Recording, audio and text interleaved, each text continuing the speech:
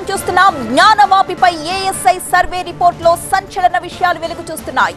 ఇప్పుడున్న మసీదు కింద అతి పెద్ద ఆలయం ఆనవాళ్లను గుర్తించారు. తెలుగు భాషతో పాటు 32 కీలక శాసనాధారాలు లభ్యమయ్యాయి. 17వ శతాబ్దంలో ఆలయాన్ని కూల్చినట్లుగా నిర్ధారించారు. ఆలయ స్తంభాలతోనే ప్రస్తుత మసీదును నిర్మించినట్లుగా సర్వే రిపోర్టులో తెలిపింది ఏఎస్ఐ.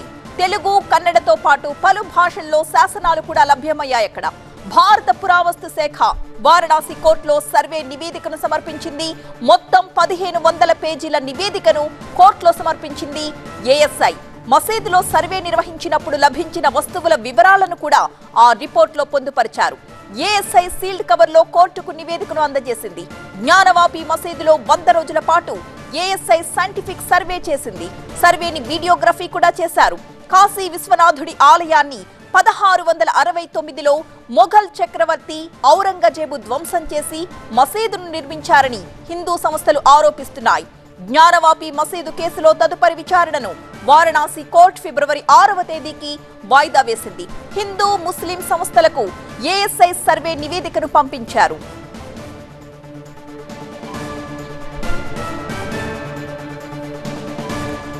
ప్రతినిధి మహాత్మా సిద్ధంగా ఉన్నారు లైవ్ లో. మహాత్మా, ఇప్పటి వరకు ఏవైతే వాదనలు వినిపించాయో హిందూ సంఘాలు, వాటిని నిజం చేస్తూ ఏఎస్ఐ సర్వే రిపోర్ట్ ఇక్కడ మనకి కనిపిస్తోంది. ఈ రిపోర్టు ముస్లిం సంస్థలకి కూడా పంపించినట్లుగా తెలుస్తోంది. మరి వారి నుంచి ఏదైనా రెస్పాన్స్ వచ్చిందా?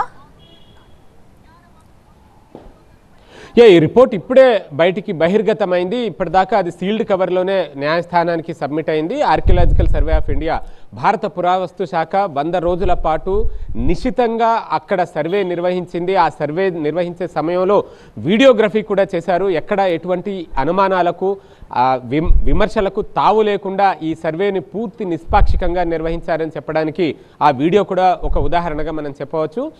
ఇదంతా పక్కన పెడితే అక్కడ సాధారణ పరిస్థితుల్లోనే నంది మసీదు వైపుకి అభిముఖంగా, మసీదుకు అభిముఖంగా అక్కడ నంది విగ్రహం మనకు కనిపిస్తూ ఉంటుంది. ఆ ఆలయాన్ని దర్శించుకోవడానికి వెళ్ళిన ప్రతి ఒక్కరు కూడా ఇదే విషయం చెబుతూ ఉంటారు. గతంలో ఆ మసీదు ప్రాంతంలోనే అసలైన ఆలయం ఉండేది, కానీ దాన్ని కూల్చివేసి మసీదుగా నిర్మించారు. కాబట్టే ఆ బయట ఉన్న నంది ఆలయాభిముఖంగా కాకుండా గతంలో ఆలయం ఉన్న మసీదు వైపుకి అభిముఖంగా ఉంది అంటూ చాలామంది చెప్పుకుంటూ ఉండేవారు. కానీ ఇప్పుడు శాస్త్రీయంగా ఈ ఆర్కియలాజికల్ సర్వే నిర్వహించింది, పూర్తి స్థాయిలో పరిశీలన జరిపింది. దాంట్లో బయటపడ్డ అంశాలను మనం గమనిస్తే గనక అక్కడ లభించిన ఒక శాసనంలో మహాముక్తి మండపం ఒకటి ఉండేది అంటూ దాంట్లో ప్రస్తావించారు. అలాగే సర్వేలో ఒక రాయి కూడా దొరికింది.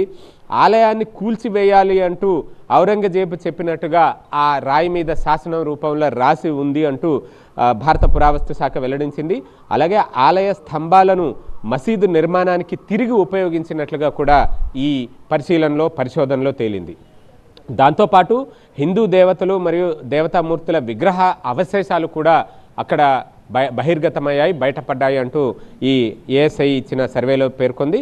దీంతోపాటు పశ్చిమ గోడ, ఆ మసీదుకున్న వెస్ట్ సైడ్ ఉన్న గోడ ఏదైతే ఉందో అది హిందూ దేవాలయంలో భాగమేనంటూ కూడా ఈ సర్వే రిపోర్టు తేల్చి చెప్పింది. పూర్తి శాస్త్రీయ పద్ధతిలో నిర్వహించిన సర్వేలో మొత్తంగా అక్కడ ఒక ఆలయం ఉంటే ఆలయాన్ని కూల్చి మసీదు నిర్మించారని చెప్పడానికి తగిన ఆధారాలన్నీ ఉన్నాయి.